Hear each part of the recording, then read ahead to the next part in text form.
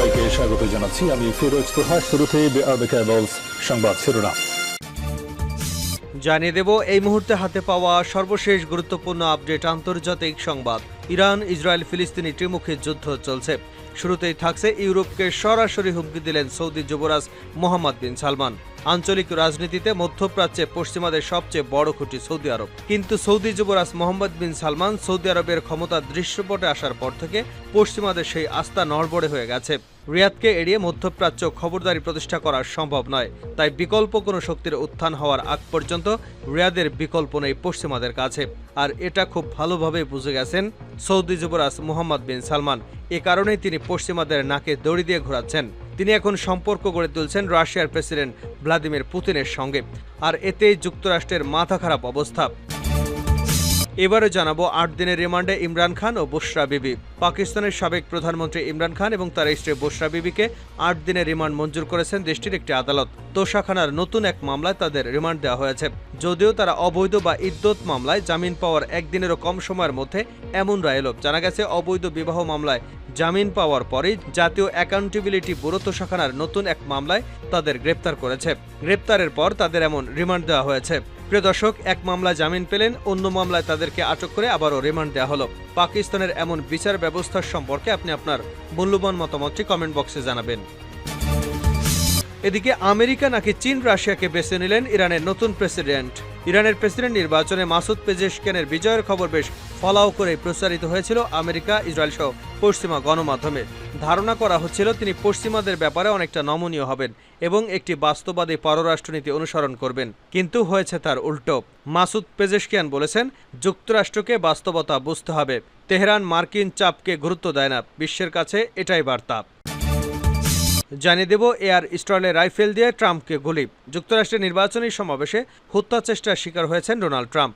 মাত্র 200 ফুট দূর থেকে ট্রাম্পকে লক্ষ্য করে গুলিবর্ষণ করে হামলাকারী। হামলায় সাবেক প্রেসিডেন্ট অল্পের জন্য প্রাণে বেঁচে গেলেও তার ডান কান গুলিবিদ্ধ হয়েছেন এবং গুলি কান ছিঁড়ে বেরিয়ে গেছে। এবং সর্বশেষ জানাবো ইসরায়েলি গণহত্যা। 24 ঘন্টায় 141 ফিলিস্তিনি নিহত। থেমে নেই ইসরায়েলের গণহত্যা। গাজা উপত্যকা যেন মৃত্যুপরী। বর্বর ইসরায়েলি বাহিনীর হামলায় গত 24 ঘন্টায় অন্তত 141 জন ফিলিস্তিনি নিহত এবং 4 শতাধিক আহত হয়েছেন। এতক্ষণ শিরোনাম শুনছিলেন, এবার বিস্তারিত। প্রিয় দর্শক, আপনি যদি এই চ্যানেলে নতুন হয়ে থাকেন, ভিডিওটি দেখতে দেখতে চ্যানেলটি সাবস্ক্রাইব করে আমাদের সঙ্গেই থাকুন।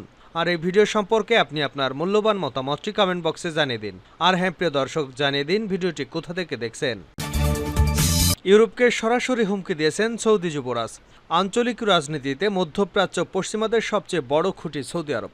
কিন্তু যুবরাজ মোহাম্মদ বিন সালমান সৌদি আরবের ক্ষমতার দৃশ্যপটে আসার পর থেকে পশ্চিমাদের সেই অবস্থা নড়বড়ে হয়ে গেছে। রিয়াদকে এড়িয়ে মধ্যপ্রাচ্যে খবরদারি প্রতিষ্ঠা করা সম্ভব নয়। তাই বিকল্প কোনো শক্তির উত্থান হওয়ার আগ পর্যন্ত রিয়াদের বিকল্প নেই পশ্চিমাদের কাছে। পশ্চিমের কাছে সৌদির গুরুত্ব খুব ভালোভাবেই জানেন যুবরাজ মোহাম্মদ বিন সালমান। তাই পশ্চিমাদের রীতিমতো নাকে দড়ি দিয়ে ঘোরাচ্ছেন তিনি। এবার ইউরোপের দেশগুলোকে সরাসরি হুমকি দিলেন সৌদি যুবরাজ। মানবাধিকার, মত প্রকাশের স্বাধীনতা সহ বিভিন্ন ইস্যুতে পশ্চিমাদের সঙ্গে সৌদি আরবের প্রকাশ্য দ্বন্দ্ব রয়েছে। এসব ইস্যু নিয়ে যেসব দেশ মাথা ঘামানে সেসব দেশের সঙ্গে সখ্যতা গড়ে তুলছেন রিয়াদ। সৌদি আরবের এই বন্ধু তালিকা এবার সবার উপরে যুক্তরাষ্ট্রের চিরবৈরী দেশ রাশিয়া। 2 বছরেরও বেশি সময় ধরে চলা ইউক্রেন যুদ্ধের কারণে গোটা বিশ্ব এখন স্পষ্ট দুই ভাগে বিভক্ত। এরই ধারাবাহিকতায় একসময় পশ্চিমা ব্লকে থাকা অনেক দেশের মতো সৌদি আরবও হুমকি ছড়াচ্ছে রাশিয়ার পক্ষে। মস্কোর স্বার্থ রক্ষায় পশ্চিমাদের বিরুদ্ধে এবার সাফ কথা সৌদি যুবরাজ মোহাম্মদ বিন সালমানের। ইউক্রেন যুদ্ধের জের ধরে রাশিয়ায় প্রায় 30,000 কোটি ডলার সম্পদ বাজেয়াপ্তের হুমকি দেয় শিল্পোন্নত দেশগুলো জোট G7। এরই পাল্টা জবাবে ইউরোপের দেশগুলো ঋণ বিক্রির হুমকি দিয়েছেন যুবরাজ মোহাম্মদ, যা প্রচার করেছে সৌদির অর্থ মন্ত্রণালয়। সংবাদ মাধ্যম ব্লুমবার্গ জানিয়েছে, সৌদি আরব আসলে সুনির্দিষ্টভাবে ফ্রান্সকে এমন হুঁশিয়ারি দিয়েছেন। কয়েক মাস ধরে রিয়াদের মধ্যে এমন উদ্বেগ ছড়িয়েছে ক্রেমলিনের সম্পদ জব্দ করতে পারে পশ্চিমারা। গেল এপ্রিলে পলিটিকো জানায়, চীন এবং ইন্দোনেশিয়ার সঙ্গে মিলে সৌদি আরব অনেকটা চুপিসারে ইউরোপীয় ইউনিয়নকে বোঝানোর চেষ্টা করেছে যেন রাশিয়ার সম্পদ জব্দ করা না হয়। কিন্তু পশ্চিমাদের টলাতে না পেরে এবার চোখে চোখ রেখে কথা বলল সৌদি আরব। গেল জুনে যুক্তরাষ্ট্র, কানাডা, যুক্তরাজ্য, ফ্রান্স, জার্মানি, ইতালি এবং জাপানের সমন্বয়ে গঠিত G7 রাশিয়ার সম্পদ থেকে হওয়া লাভের টাকা থেকে ইউক্রেনকে $50 বিলিয়ন ঋণ দেওয়ার ব্যাপারে একমত হয়েছে। তবে পশ্চিমা দেশে থাকা রাশিয়ার কেন্দ্রীয় ব্যাংকে $322 বিলিয়ন সম্পদের পুরোপুরি জব্দের বিষয়ের মতো পদক্ষেপ থেকে বিরত থাকে গ্রুপ 7। ব্লুমবার্গ বলছে, যুক্তরাষ্ট্র ও যুক্তরাজ্য রাশিয়ার সব সম্পদ জব্দের পক্ষে হলেও সৌদির হুমকির কারণে ইউরোপের অন্য দেশ কিছুটা পিছিয়েছে। সৌদি আরবের আশঙ্কা, মানবাধিকার সহ বিভিন্ন ইস্যুতে রাশিয়ার উপর এমন খড়গ নেমে আসছে। একদিন হয়তো পারস্য উপসাগরীয় দেশগুলোর সঙ্গে এমনটাই করবে পশ্চিমারা, আর তাই খুব দ্রুত বন্ধ হয়ে উঠছে যুবরাজ মোহাম্মদ এবং রুশ প্রেসিডেন্ট ভ্লাদিমির পুতিন। তেল রপ্তানিতে নিজেদের ক্ষতির বিনিময়ে রাশিয়াকে ব্যবসার সুযোগ করে দিয়েছেন যুবরাজ মোহাম্মদ। একইভাবে সৌদি যুবরাজের কথায় ইয়েমেনের বিদ্রোহীদের অস্ত্র দেওয়া থেকে বিরত থেকেছে পুতিন। 8 দিনের রিমান্ডে ইমরান খান, বুশরা বিবি। পাকিস্তানের সাবেক প্রধানমন্ত্রী ইমরান খান এবং তার স্ত্রী বুশরা বিবিকে 8 দিনের রিমান্ড মঞ্জুর করেছেন দেশটির একটি আদালত। তোষাখানা নতুন এক মামলায় তাদের রিমান্ড দেওয়া হয়েছে। অবৈধ বিবাহ বা ইদ্যত মামলায় জামিন পাওয়ার একদিনেরও কম সময়ের মধ্যে এমন রায় এলো। জানা গেছে, অবৈধ বিবাহ মামলায় জামিন পাওয়ার পরই জাতীয় অ্যাকাউন্টেবিলিটি ব্যুরো তোষাখানা নতুন এক মামলায় তাদের গ্রেপ্তার করেছে। তোষাখানা উপহার পাওয়ার ক্ষেত্রে ক্ষমতার অপব্যবহারের জন্য আদিয়ালা কারাগারে উপপরিচালক মহসিন হারুনের নেতৃত্বে দুর্নীতি বিরোধী নজরদারির একটি দল এই দম্পতিকে গ্রেপ্তার করে। আদালতের আদেশ অনুযায়ী ন্যাপ আদিয়ালা কারাগারে তাদের জিজ্ঞাসাবাদ করবে। আগামী 22 জুলাই তাদেরকে আদালতে উপস্থিত করা হবে। শনিবার অবৈধ বিয়ে এবং ইদ্যত মামলা থেকে অব্যাহতি পান ইমরান খান এবং তার স্ত্রী বুশরা বিবি। দেশটির একটি আদালত তাদের অব্যাহতি দিয়ে রায় ঘোষণা করেন। গত বছর বুশরা বিবির সাবেক স্বামী খাওয়ার মানেকা এ মামলা করেছিলেন। তার অভিযোগ ছিল, ইমরান খানকে বিয়ে করার আগে ইসলামিক আইন অনুসারে তালাকের পরে প্রয়োজনীয় 3 মাসের বিরতি পালন করেননি বুশরা। আমেরিকা নাকি চীন রাশিয়াকে বেছে নিলেন ইরানের নতুন প্রেসিডেন্ট। ইরানের প্রেসিডেন্ট নির্বাচনে মাসুদ পেজেশকিয়ানের বিজয়ের খবর বেশ ফলাও করে প্রচারিত হয়েছিল আমেরিকা, ইসরায়েল সহ পশ্চিমা গণমাধ্যমে। ধারণা করা হচ্ছিল তিনি পশ্চিমের ব্যাপারে অনেকটা নমনীয় হবেন এবং একটা বাস্তববাদী পররাষ্ট্রনীতি অনুসরণ করবেন। কেননা 2005 সালের পর ইরানের ক্ষমতায় আসা প্রথম কোনো সংস্কারবাদী নেতা তিনি। শুক্রবার তেহরান টাইমসে নতুন বিশ্বের কাছে আমার বার্তা শিরোনামে একটি নিবন্ধ প্রকাশ করেছেন মাসুদ পেজেশকিয়ান। ওই নিবন্ধে তিনি জনগণের কাছে তার আগামীর পরিকল্পনা এবং নতুন সরকারের পররাষ্ট্রনীতি সম্পর্কে বিশদ তুলে ধরেছেন। মাসুদ পেজেশকিয়ান বলেছেন, আমাদের জাতীয় এবং অর্থনৈতিক স্বার্থের সঙ্গে সামঞ্জস্যপূর্ণ সব দেশের সঙ্গে ভারসাম্যপূর্ণ সম্পর্কের নীতি অনুসরণ করবে ইরান। নতুন সরকার ইরান এবং এর জনগণের উন্নয়ন ও আঞ্চলিক বৈশ্বিক শান্তি এবং নিরাপত্তাকে প্রাধান্য দেবে। শনিবার আরেক বিবৃতিতে মাসুদ পেজেশকিয়ান বলেছেন, যুক্তরাষ্ট্রের চাপ উপেক্ষা করে চীন ও রাশিয়ার সঙ্গে বন্ধুত্বপূর্ণ সম্পর্ক বজায় রাখবে তার দেশ। তিনি বলেন, মার্কিন চাপে ইরান সাড়া দেবে না।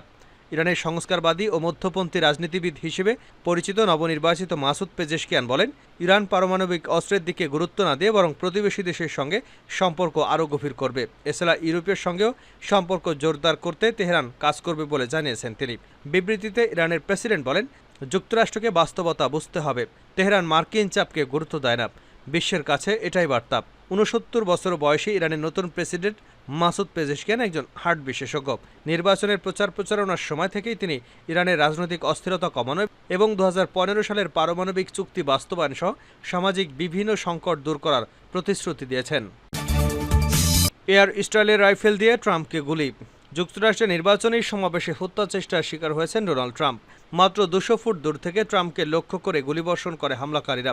হামলায় সাবেক এই প্রেসিডেন্ট অল্পের জন্য প্রাণে বেঁচে গেলেও তার ডান কানে গুলিবিদ্ধ হয়েছেন এবং গুলি কান ছিঁড়ে বেরিয়ে গেছে। ব্রিটিশ সংবাদ মাধ্যম বিবিসি জানিয়েছে, সন্দেহভাজন হামলাকারী একটি এয়ার স্টাইলের রাইফেল দিয়ে এই হামলা চালিয়েছে। এয়ার স্টাইল রাইফেলের একটি অত্যাধুনিক প্রযুক্তির অস্ত্র, যা দিয়ে কয়েক সেকেন্ডের মধ্যে ডজন ডজন গুলি ছোড়া সম্ভব। হামলার পর সিক্রেট সার্ভিস স্নাইপাররা ঘটনাস্থলে একটি এয়ার স্টাইলের রাইফেল খুঁজে পান। তবে একজন বন্দুকধারী এ হামলা চালিয়েছেন কিনা, তার সঙ্গে আরও কেউ ছিল কিনা তা নিশ্চিত হতে পারেনি নিরাপত্তা কর্মকর্তারা।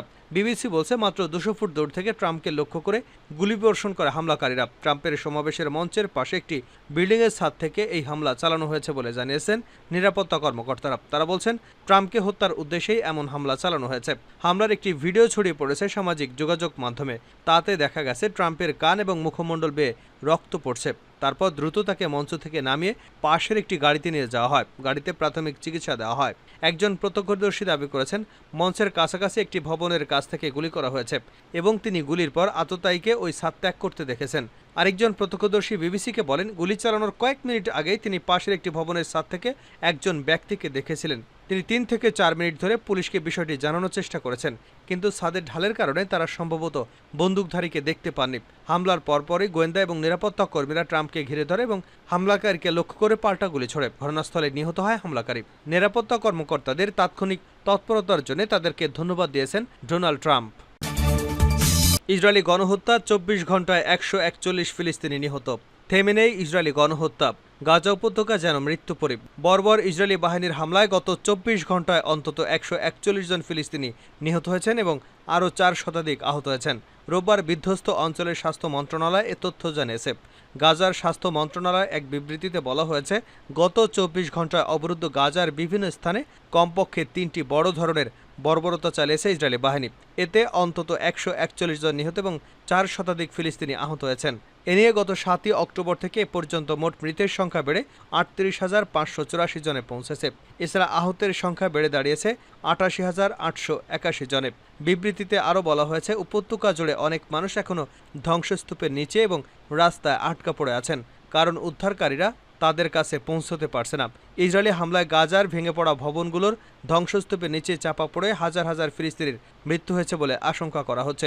বর্বর ইসরায়েলি বাহিনী ঘনবসতিপূর্ণ গাজা ভূখণ্ডটি সম্পূর্ণভাবে অবরুদ্ধ করে রেখেছে, যে কারণে সেখানে বসবাসকারী 20 লাখেরও বেশি ফিলিস্তিনি জ্বালানি, বিদ্যুৎ, খাদ্য ও পানি সংকটে ভুগছে।